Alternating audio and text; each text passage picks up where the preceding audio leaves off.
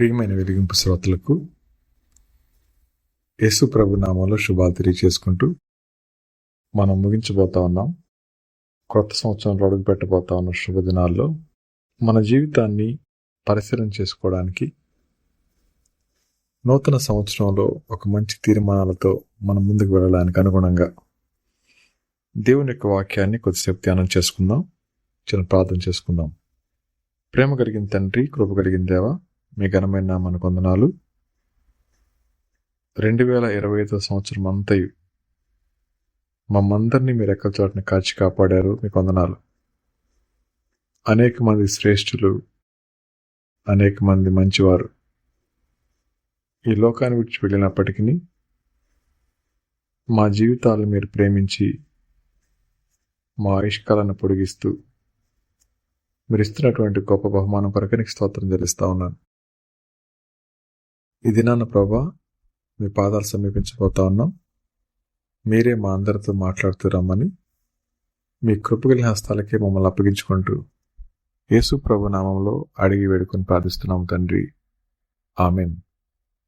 ప్రియ శ్రోతలు, మరికొన్ని దినాల్లో, ఒక 2 దినాల్లో కొత్త సంవత్సరంలో అడుగు పెట్టబోతా ఉన్నాం. అంతా కొత్తగా సందడిగా ఉంటుంది మా చుట్టూ ఉన్న వాతావరణం.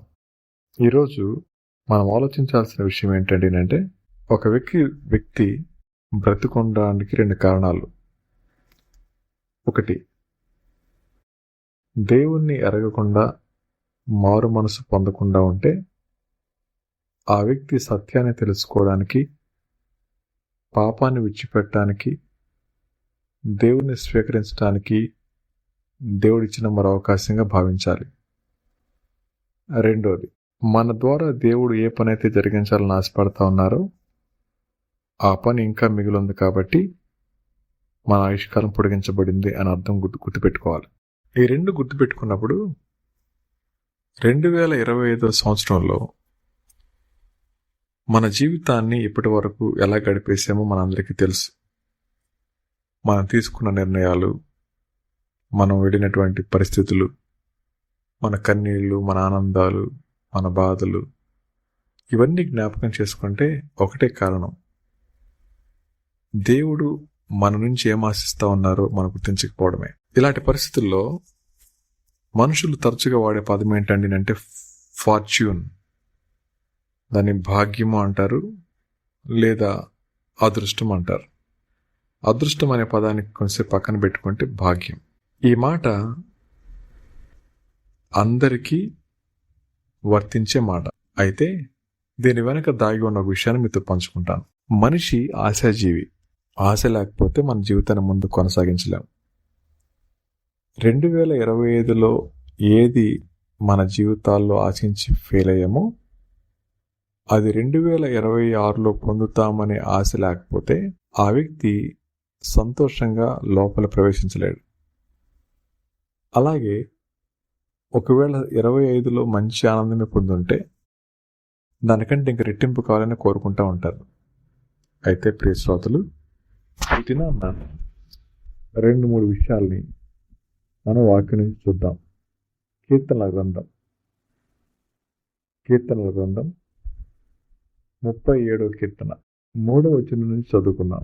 యెహోవా యందు నమ్మిక ఉంచి మేలు చేయము, దేశమందు నివసించి సత్యము అనుసరించుము, యెహోవాను బట్టి సంతోషించుము, ఆయన నీ హృదయ వాంఛలను తీర్చును. నీ మార్గమును యెహోవాకు అప్పగింపుము, నీవు ఆయన నమ్ముకొనుము, ఆయన నీ కార్యం నెరవేర్చును. ఇంగ్లీష్లో కూడా చదువుతాను. Trust in the Lord and do good, dwell in the land and befriend faithfulness. Delight yourself in the Lord, and he will give you the desires of your heart. Commit your way to the Lord, trust in him, and he will act. ఈ మాటల్లో trust, delight and commit 3 విషయాలు కనపడతా ఉన్నాయి 3 వచనాల్లో. Trust in the lord, delight yourself in the Lord, commit your way to the Lord. Trust, delight and commit. నమ్మకం ఉంచడం, సంతోషించడం, అప్పగించుకోవడం. ఈ 3 ముఖ్య సూత్రాలుగా మనం పెట్టుకుంటే 2026 మాత్రమే కాదు, మన ఆయుష్కాలం పొడిగించబడేంత వరకు కూడా ఈ 3 ప్రాథమికమైన నియమాలు ఎవరు కలిగి ఉంటారో వారి జీవితాలంతా సంతోషమయం అని చెప్పలేను, కానీ వారు తప్పకుండా మేలు అనుభవించేవారు కనబడతారు. శ్రోతలు, ఇంతకీ ఈ 3 మాటల అర్థం చెప్పమంటారా? మొదటిగా, యెహోవా యందు నమ్మిక ఉంచి మేలు చేయము. రెండోది, దేశమందు నివసించి సత్యం అనుసరించుము. ఎవరైతే ఫెయిత్ఫుల్నెస్ కలిగి ఉంటారో, ఎవరైతే మేలు కలిగించే విధంగా జీవిస్తారో వారు దేవుని యందు నమ్మకం ఉంచిన వారు అన్నమాట. దేవుని యందు నమ్మకం లేనివాడు ధనాన్ని నమ్ముతాడు, దేవుని యందు నమ్మకం లేనివాడు పరిచయాలు నమ్ముతాడు, దేవుని యందు నమ్మకం లేనివాడు జ్ఞానాన్ని నమ్ముకుంటాడు, దేవుని యందు నమ్మకం లేనివాడు మరి దేనన్నా నమ్మేస్తాడు. ఆయన ఏమన్నారంటే, దేవుణ్ణి నమ్మనివాడు దేనన్నా నమ్మేస్తాడు. ప్రియ శ్రోతలు, ఇంతకీ మీరు దేవుని నమ్ముకున్నారా? ఒకవేళ నమ్ముకోపోతే మీ నమ్మిక దేవుడైతే అంత బాగుండదు కదండి. మీరు పడే కష్టం, మీరు సంపాదించే సంపాదన, మీ బుర్రలో ఉన్న జ్ఞానం మీ జీవితాన్ని కొనసాగించలేవు తెలుసా, దేవుని కృప లేకపోతే. అందుకని మొట్టమొదటగా ప్రాథమికమైన ప్రిన్సిపల్గా సూత్రం 2026 మనం పెట్టుకోవాల్సింది ట్రస్ట్ ఇన్ ద లార్డ్. నీ ట్రస్ట్ ఏంటి? అది నీ దేవుడు అవుతాడు. దేవుని యందు కాక మరి దేని యందు మనం ట్రస్ట్ ఉంచినా అది మన జీవితానికి క్షేమకరమైనది కాదు. కాబట్టి ఇప్పటి వరకు అయింది అది అయిపోయింది.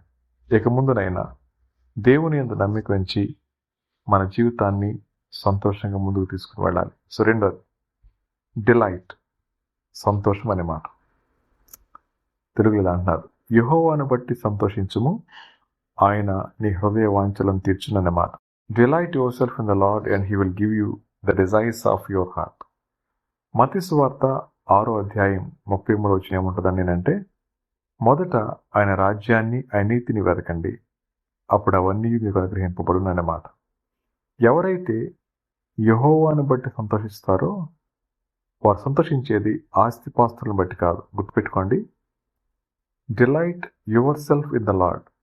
యెహోవాను బట్టి సంతోషించమంటే ఆయన రాజ్యాన్ని బట్టి, ఆయన నీతిని బట్టి, ఆయన కృపను బట్టి, ఆయన అనుకూలతను బట్టి ఎవరైతే సంతోషిస్తారో వారు కావలసినటువంటి అవసరతలను ఆయన తీరుస్తారు. ఇక్కడ రాయబడిన మాట, ఆయన నీ హృదయ వాంఛలను తీర్చునన్నమాట.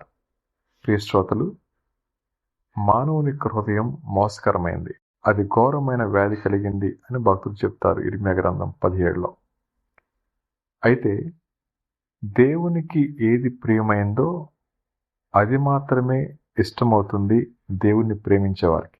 దేవుణ్ణి ప్రేమించేవాడు ఆయన ద్వేషించే వాటి మీద మనసు పెట్టలేడు. దేవుణ్ణి ప్రేమించేవాడు దేవునికి అయిష్టమైన వాటిని వాంఛించలేడు. దేవుణ్ణి ప్రేమించేవాడు స్వార్థపరంగా ఆలోచించలేడు, ఆశించలేడు. కాబట్టి యెహోవాను బట్టి సంతోషించడం అంటే ఆయనకి ఏది ఇష్టమో దాన్ని మనం వాంఛించటం. ఆయనేమన్నారు మత్తయి సువార్త 6:33లో, మొదట ఆయన రాజ్యాన్ని, ఒకవేళ అది మనం చేయగలిగితే తప్పకుండా ఆయన మన జీవితాల్లో సంతోషాన్ని ఇవ్వగలిగిన గొప్ప దేవుడు ఆయన. దెన్ మూడవదిగా, commit your way to the lord. నీ మార్గమును యెహోవాకు అప్పగింపుము, నీవు ఆయన నమ్ముకునము, ఆయన నీ కార్యము నెరవేర్చును. అద్భుతమైన మాట. ప్రియ శ్రోతలు, 2026వ సంవత్సరంలో మన జీవితంలో ఒక అద్భుతమైన విషయం బైబిల్ చెప్తా ఉంది. నీ మార్గమును యెహోవాకు అప్పగింపుము, నీవు ఆయన నమ్ముకునము, ఆయన నీ కార్యము నెరవేర్చును. Commit your way to the Lord, trust in him, he will act. ఎవరైతే దేవుణ్ణి నమ్మరో వారు పనిచేస్తారు వారి జీవితంలో. ఎవరైతే దేవుణ్ణి నమ్ముతారో వారి జీవితాల్లో దేవుడు పనిచేస్తాడు. శ్రోతలు, ఇంతకీ మీ జీవితాల్లో దేవుని పనిచేయనిస్తా ఉన్నారా? అంటే ఏం లేదండి, దేవుని నమ్ముకున్నారని అర్థం. ఎవరు దేవుని నమ్ముతారో దేవునికి అవకాశం ఇస్తారు పని చేయడానికి. ఎవరు దేవుని నమ్మరో వారే పని చేస్తారు దేవుని మౌనంగా ఉంచి. దేవుడు మన జీవితాల్లో పనిచేయనంత వరకు కూడా మన జీవితాల్లో కార్యం సఫలమవడం సాధ్యం కాదు. కాబట్టి ఈ దినాన్న దేవుడు మనందరినీ ప్రోత్సహిస్తున్నటువంటి మాట, నీ కార్యము నెరవేర్చే పని నాది, నా మీద నమ్మకం ఉంచాల్సిన పని నీది. మన కార్యము నెరవేర్చే పని దేవుంది, ఆయన మీద నమ్మకం ఉంచాల్సిన పని మనది. శ్రోతలు, దేన్ని నమ్మినా ఎవరిని నమ్మినా మోసపోవచ్చేమో కానీ, నిరాశపడవచ్చేమో కానీ, దేవుని నమ్ముకున్నవాడు అలా వెళ్ళడం ఎప్పటికీ సాధ్యం కాదు. కాబట్టి విన్న ఈ 3 మాటలు క్లుప్తంగానే మనం మాట్లాడుకున్నాం. కొత్త సంవత్సరం కదండి, అంత హడావిడిగా ఉంటాం కాబట్టి వినడానికి కూడా అంత టైం ఉండకపోవచ్చు. విన్న ఈ 3 మాటలు అలా మనసులో పెట్టుకోండి. ఏమనుకున్నాం ఒకసారి జ్ఞాపకం చేద్దామా? మొదటిగా ట్రస్ట్, రెండవదిగా డిలైట్, మూడవదిగా కమిట్. నమ్మిక, సంతోషం, అప్పగించుకోవడం. ఈ 3 మనకు జరిగితే మన జీవితం నిశ్చింతగా ఉంటుంది. తుఫాన్లో కూడా మన జీవితం నిశ్చింతగా ఉంటుంది. సమృద్ధిలో కూడా మన జీవితం నిశ్చింతగా ఉంటుంది. లేమిలో కూడా. అలాంటి జీవితం మనకు కావాలండి అంటే 2025లో మన ట్రస్ట్ ఏంటి, మన డిలైట్ ఏంటి, మన కమిట్మెంట్స్ ఏంటి, వాటిని పరిశీలన చేసుకుందాం. ఒకవేళ నా ట్రస్ట్ దేవుడు కాక మరేదైనా అయితే ఎంత నష్టపోయేమో చెక్ చేసుకుందాం. మన సంతోషం దేవుడు కాక మరి లోకమైతే ఎంత నష్టపోయేమో మరలా పరిశీలన చేసుకుందాం. మన కమిట్మెంట్ ప్రభు కాకపోతే మన జీవితం ఎలా బాధలకుండా వెళ్ళిందో పరిశీలన చేసుకుందాం. అలా చేసుకొని 2026లో దేవునికి అప్పగించుకొని ఆయన యందు నమ్మిక ఉంచుదాం, ఆయన యందు సంతోషిద్దాం, ఆయనకు అప్పగించుకుందాం. ఆయన తప్పకుండా మన జీవితాల్లో కార్యం చేస్తారు. ప్రియ శ్రోతలు, ఈ మాట మీరు వింటా ఉన్నప్పుడు భాగ్యం లేదా అదృష్టం అనేది మన ప్లాన్స్ వలన వచ్చేది కాదు. బైబిల్ ఏమంటుందండి అంటే దేవుని యొక్క కృప లేకపోతే భాగ్యం దొరకటం సాధ్యం కాదు. అలాగే మన ఆలోచనలు కూడా సక్సెస్. చివరిగా సామెతల గ్రంథం 16:3 చదువుకుందాం. సామెతల గ్రంథం 16వ అధ్యాయం 3వ వచనం చదువుకుందాం. ఈ మాటతో మనం ముందుకు వెళ్దాం. సామెతలు 16:3. Proverbs 16th chapter 3rd verse. Commit your work to the Lord and your plans will be established. నీ పనుల భారము యెహోవా మీద నుంచుము, అప్పుడు నీ ఉద్దేశములు సఫలమగును. నీ పనుల భారం యెహోవా మీద ఉంచుము, అప్పుడు నీ ఉద్దేశములు సఫలమగును. Commit your work to the Lord and your plan will be established. కాబట్టి మీ పనుల భారాన్ని ఆయనకు అప్పగించండి, అప్పుడు ఆయన మీ ఉద్దేశాన్ని సఫలం చేస్తారు.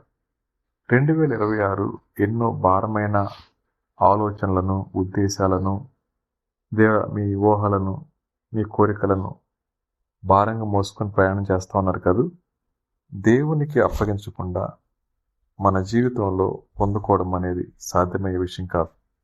ప్రియ శ్రోతలు, విన్న ఈ మాటను బట్టి ఈ వాక్య వెలుగులో మన జీవితాన్ని పరిశీలన చేసుకుంటూ మన ముందున్నటువంటి కాలంలో దేవుని కొరకు నమ్మకమైన సాధనాలుగా వాడబడలాగనను, అలాగే మన జీవితాల్లో ఆయనకు అయిష్టమైన వాటిని విడిచిపెట్టి మారు మనసు పొంది పాపక్షమాపణ ద్వారా పశ్చాత్తాపడి పాపాన్ని విడిచిపెట్టి ప్రభువును స్వీకరించి ఆయన ఇచ్చే గొప్ప సంతోషాన్ని పొందుకునేలాగున 2025లో దేన్ని మనం కోల్పోయామో, ఏవేవి మన కష్టంగా ఉన్నాయో వాటిని విడిచిపెట్టి నమ్మకమైన దేవునికి మనల్ని అప్పగించుకున్నప్పుడు ఆయన మన జీవితాల్లో మనకేది క్షేమకరమైందో, ఆయన నామానికి ఏది మహిమకరమైందో అటు వాటి అనుగ్రహించి సంతోషంతో నింపాలని ఆశిస్తూ వెలిగింపు టీం తరపున మీ అందరి కోసం ప్రార్థిస్తున్నాం. చివరిగా చిన్న ప్రార్థన చేసుకొని ఈ ఎపిసోడ్ని మనం ముగించుకుందాం. తిరిగి నూతన సంవత్సరంలో మనం కలుసుకున్న పర్యంతం దేవుడి తోడులాగా చిన్న ప్రార్థన చేసుకుందాం. దయగలిగిన మా తండ్రి, కృప కలిగిన మా దేవానికి వందనాలు.